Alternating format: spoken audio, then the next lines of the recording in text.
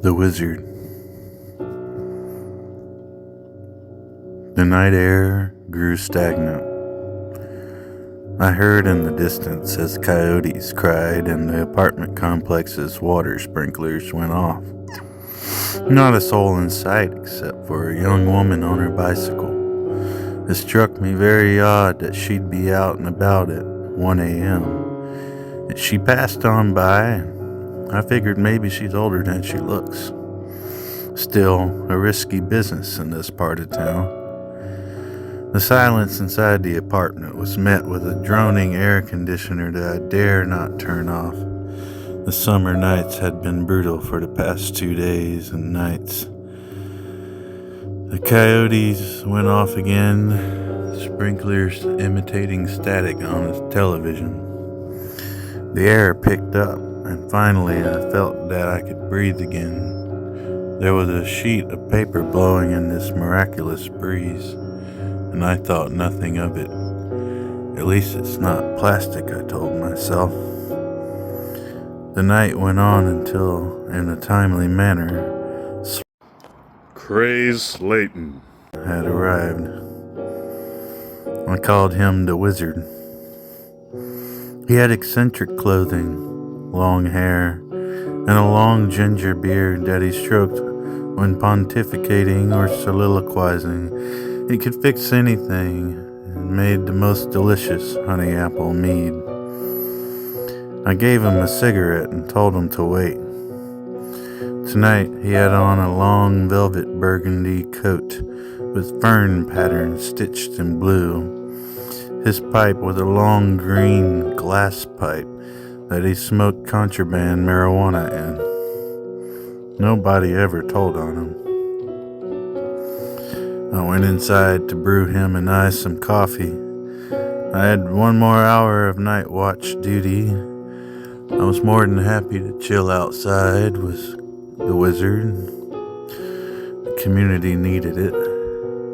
Marauders had been causing trouble lately, and I could do anything that didn't involve marksmanship.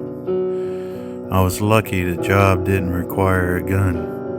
I didn't have one and didn't care to have one. I was waiting on a call for reassignment to a daytime position.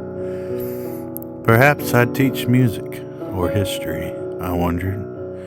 It was, however, unlikely to be a job they even offered, though. I filled 2 camping mugs of coffee and put some in a thermos for the Wizard. He was waiting, smoking the end of the cigarette I gave him. As I finished my shift with him, we smoked and discussed philosophy and what I suppose passes for politics these days. You've been composing much? No, the wife wants me to stay tuned in. Tuned in? Come on now, Jacob. There's more to the world than... I'm well aware. I've actually been trying to convince her that.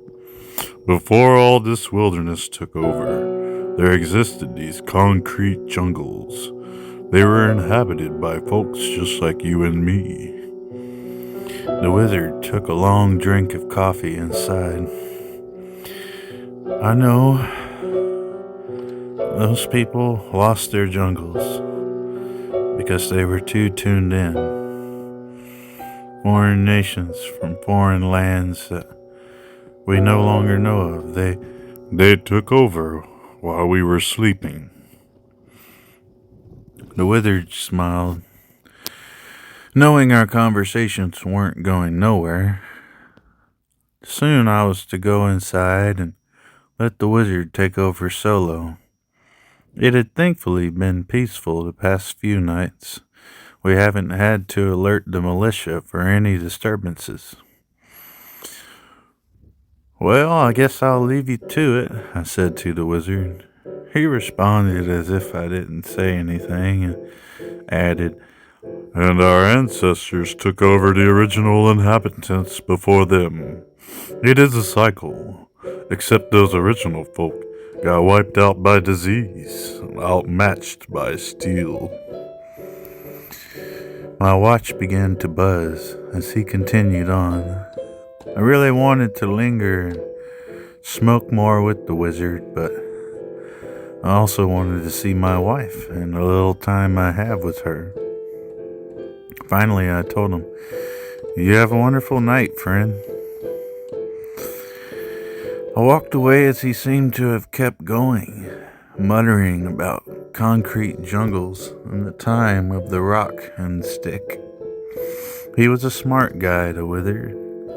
He had the biggest library in town, and he was very quiet, except for some reason found me tolerable and became chatty. I wondered if it was because I am one of the few people left who don't carry a gun. As I closed the door of the apartment, I heard the coyotes going off on their cries and howls a third time. It was only 2:30 a.m. My wife greeted me with a warm hug and kiss, signaling me to follow her to the bedroom. I obliged, taking off my shoes. She had our bed made, ready for our time together. I really do love that woman. I laid down and programmed the lights to go off in 15 minutes. Reaching for a 3-pronged plug, I slid it up to my neck as my wife did with hers. I had a lot of programs to choose from, and usually I would invariably choose a music program of some kind. Instead, I chose pre-civilization histories and cooking with fire. "Good night, sweetie." And we both plugged in for the night, tuning in, our eyes twitching close. Our bodies were outstretched in our bed to start our dreamless rest, practicing our studies. That had been the last night I spent with the wizard. My wife was so adamant about following the new consensus curriculum. We never made love anymore. We never went on walks or just existed together with our books or just in the same room, awake, outside of our plug-ins. I either had to make us both unhappy by leaving or just be happy I even have such a beautiful person for a wife. The concrete jungles of the past did not impress me. What history left uncovered did not impress me. I grew up in the forest and yearned for them. I didn't think the plug-ins were that necessary.